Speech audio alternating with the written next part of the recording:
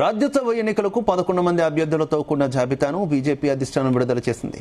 పంజాబ్కు చెందినటువంటి senior BJP నేత, party జాతీయ ప్రధాన కార్యదర్శి తరుణ్ చుగ్ను మధ్యప్రదేశ్ నుంచి రాజ్యసభ బరిలోకి దించింది. ఆయనతో పాటు రజనీష్ అగర్వాల్కు కూడా బీజేపీ అవకాశం కల్పించారు.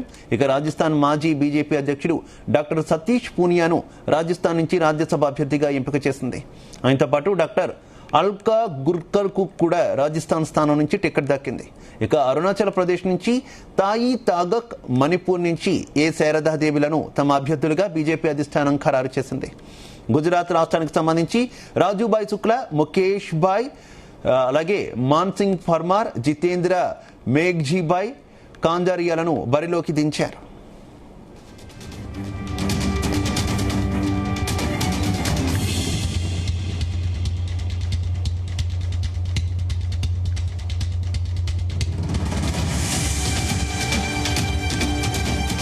ఒడిశా రాజ్యసభ ఉప ఎన్నిక కోసం దేబాశిష్ సమంతరాయ్ను బీజేపీ అభ్యర్థిగా ప్రకటించడం ప్రాధాన్యత సంతరించుకుంది.